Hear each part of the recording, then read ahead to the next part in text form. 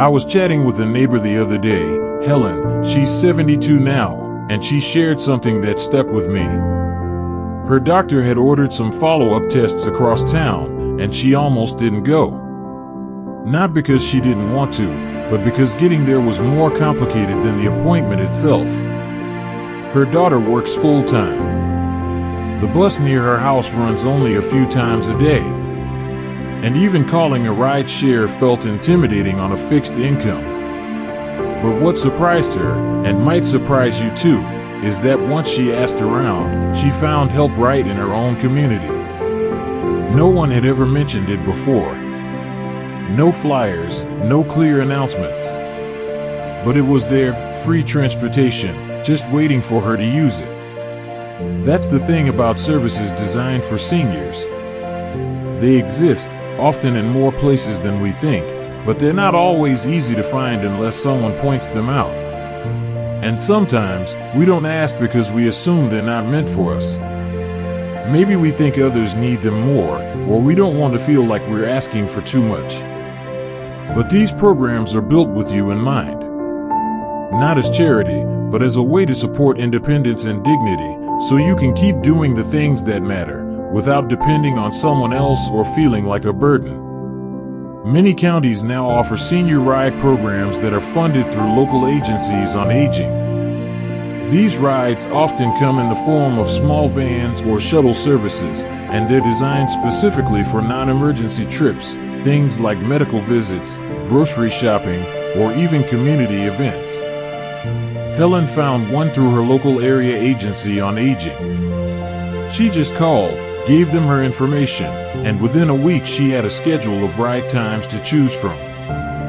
No app needed. No long forms. Just a simple phone call, and the peace of mind that someone would be there when she needed to go. Another option that's becoming more common, especially in 2025, is through Medicaid for those who qualify. Non-emergency medical transportation, or NEMT, has been around for years, but more states are expanding it. And it's not just for hospital visits anymore.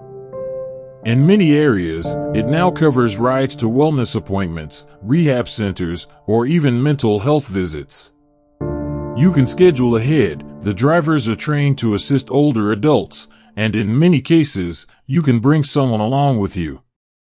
It's not flashy, but it works, and more importantly, it's safe and reliable. If you're a veteran, there are services through the VA that offer transportation too. Some larger medical centers have their own shuttle systems, and others partner with volunteer driver programs that will pick you up right from home. A gentleman I know, he served in Vietnam, uses the DAV network, and he says the drivers treat him like family. They help him in and out of the vehicle, wait patiently while he's at his appointment, and they don't rush. That kind of care makes a difference. It reminds you that you still matter. Church groups and local charities have also stepped up in recent years. Some operate their own volunteer driver programs, often run by retirees who know firsthand how important it is to stay connected. These rides aren't just about getting from point A to point B. They're about being seen, being cared for. One woman told me her ride to the grocery store each Thursday became the highlight of her week, not just for the groceries, but for the conversation she had with the driver. Someone who knew her name, asked about her grandchildren, and made her laugh a little on the ride home. Of course, technology plays a bigger role now than ever before. Some companies have created senior-friendly ride platforms, simplified versions of traditional apps, or even phone-based services that don't require a smartphone. You call a number, speak to a real person, and they schedule the ride for you. No swiping, no passwords. Just a calm voice on the other end, helping you get where you need to go. And the best part? Some Medicare Advantage plans now include ride benefits in 2025, so depending on your plan, you might already have access and not even realize it. What I want you to take from all of this is simple: you're not stuck. Even if driving is no longer safe or easy for you, Even if public transit doesn't reach your door, there are options designed with your life in mind. You don't have to miss your appointments, skip your social activities, or put off errands until someone is free to drive you. Independence is still possible, it just looks a little different now. And there's no shame in asking for help that was built specifically for you to use. If you're wondering how to begin, it's easier than it seems. You can start by calling your local area agency on aging and simply asking what services are available in your zip code. They're there to guide you, not to judge you. And if you don't know the number, your local public library or community center will usually have it. The hardest part is starting the conversation, but once you do, doors begin to open. And once you find one door, you may be surprised to find others, services that not only get you where you need to go, but also bring a sense of confidence, connection, and community back into your life. In just a moment, we'll look at how to qualify for these programs, how to apply step by step, and the simple things you can do today to make sure you never miss out on what's available.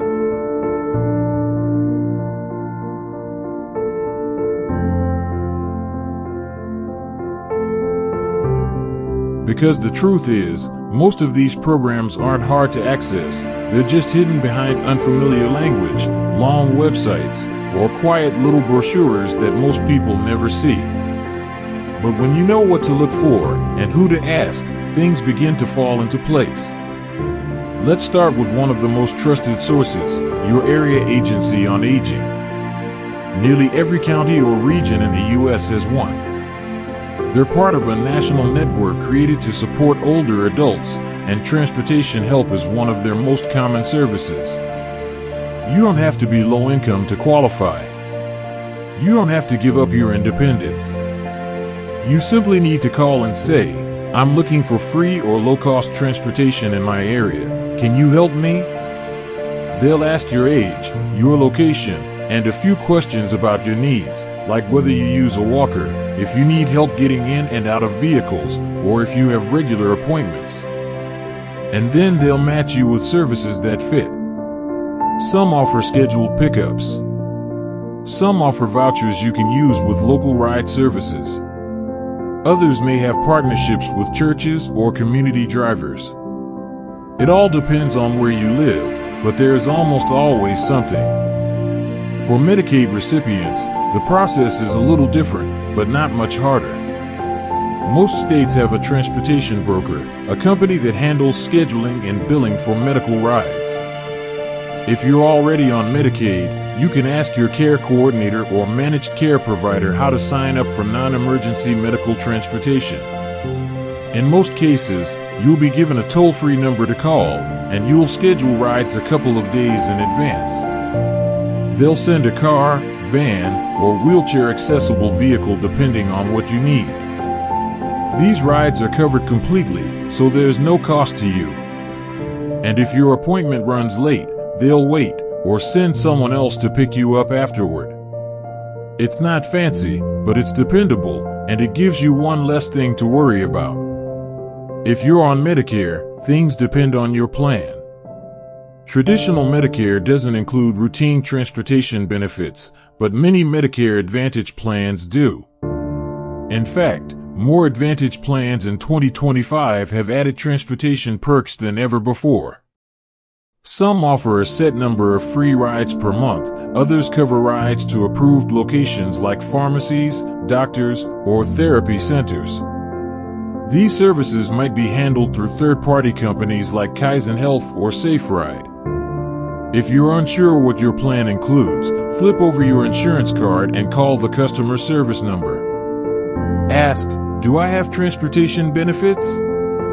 And if the answer is yes, ask how to activate them.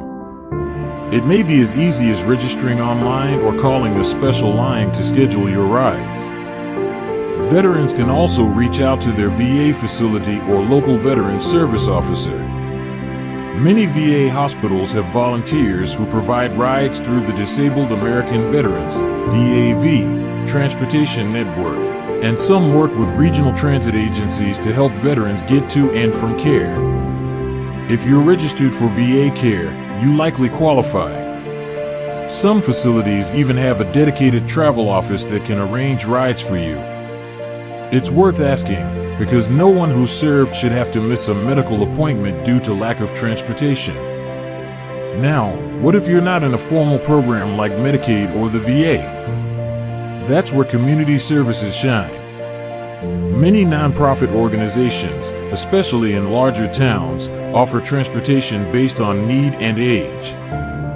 These programs often run on grant funding or private donations, and they understand the importance of flexibility. You might be asked to schedule 24 to 48 hours in advance, but the ride itself is often free or pay what you can. In some cities, retired teachers or nurses volunteer as drivers, offering rides with a side of conversation and care. You may not see them advertised, but your local senior center or public health office usually knows where to point you. And then there's technology, which is getting more user-friendly for older adults.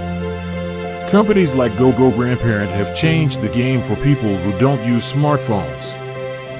You simply call a phone number, speak to a real person, and they arrange a ride through services like Lyft or Uber without you needing an app. You can even set up pre-approved destinations, like your grocery store or doctor's office, and they'll send a car when you ask. It's fast, reliable, and safe.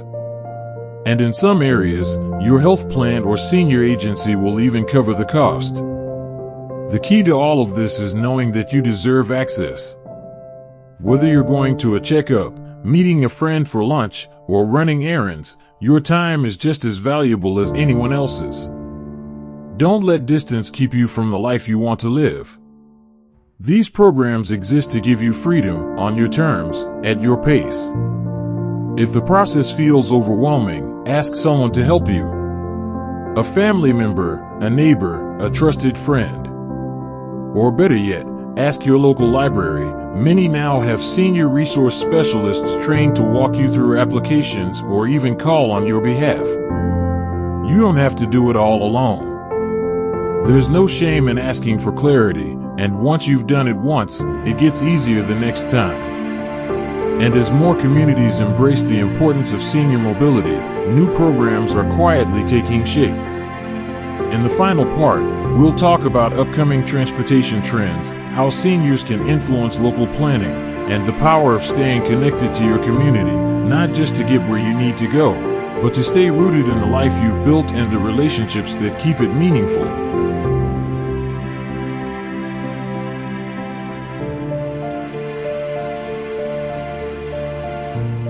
Because transportation, at its heart, is about more than miles and destinations. It's about staying part of the world around you. It's about being able to show up. Whether it's for a doctor's visit, your granddaughter's recital, or just a sunny afternoon at the park, having a reliable way to get there can mean the difference between feeling left behind and staying involved. One of the most encouraging changes we're seeing in 2025 is how communities are beginning to listen to the needs of older adults. City planners, local councils, even transportation startups are starting to recognize that seniors are not just passengers, they're neighbors, volunteers, grandparents, voters, storytellers. Your voice matters, and when it's heard, things begin to change. In some areas, older adults have helped bring about new shuttle routes that stop directly at senior centers or grocery stores. In others, senior advisory boards are helping design ride services that don't just work in theory, they work in real life, for real people, with real needs. More towns are also piloting programs that offer on-demand rides just for seniors. These aren't city buses or vans with fixed routes. These are smaller vehicles that you can call when you need them, often run by city transit departments but funded through grants and aging services. In some cities, these rides are free if you're over 65. In others, they're a few dollars, much less than a taxi or a rideshare. And because these programs are often designed with seniors, not just for them, they're built with things like extra step stools, longer pickup windows, and drivers who understand the value of patience. Even better, More neighborhoods are building transportation into larger community services. Meal delivery programs are pairing drop-offs with check-ins. Adult daycare centers are partnering with transit to pick up clients and bring them home safely. Libraries and senior centers are offering travel buddies, volunteers who ride along the first time you try a new service, so you're not facing it alone. These little touches matter. They turn a basic service into something human, something warm, something that feels like it's truly meant for you. One woman I spoke with, June, told me how nervous she was to try a new senior shuttle in her town. She'd always driven herself, and the idea of waiting on someone else made her feel like she was giving up control. But when she finally called, the voice on the other end didn't rush her. They asked about her favorite pickup spot, how far she was comfortable walking, even if she liked music in the van. That first ride brought her to a knitting group she hadn't been to in over a year. Now she rides twice a week, and the driver knows her by name. That's what these programs can do. They don't just get you from one place to another, they help you return to yourself. And we're seeing a big push this year toward accessibility, not just in vehicles but in how services are offered. That means larger print schedules, phone-based booking for those who don't use the internet, and more multilingual options so nothing gets lost in translation. More companies are even offering door-through-door service, where the driver doesn't just wait at the curb, but walks you inside, carries your bag, makes sure you're settled. That extra care, that extra minute, can turn a stressful experience into something peaceful and dignified. The truth is, asking for help doesn't mean giving up independence. It means protecting it. It means making sure you can keep showing up for your life in the ways that matter most to you. Whether that's staying active in your community, keeping up with your health, or simply enjoying the world beyond your front porch, the right ride can make all the difference. And you deserve that ride. Not someday, not when it's urgent, but now. Because staying mobile is part of staying free. And the more you explore your options, the more empowered you'll feel. So don't be afraid to start small. Call your local aging services office. Ask your doctor's office if they know of transportation help. Talk to a friend or neighbor who might be using a service you haven't heard about yet. Once you've made that first call, that first trip, everything gets easier. Your world gets a little bigger again. And finally, remember this, you are not an afterthought. You are a vital part of your community, and you have every right to access the places, people, and care that matter to you. Transportation is a tool for staying connected, and connection is what keeps us alive in the best sense of the word. So go ahead. Reach out. Take that ride. There's a whole world still waiting for you.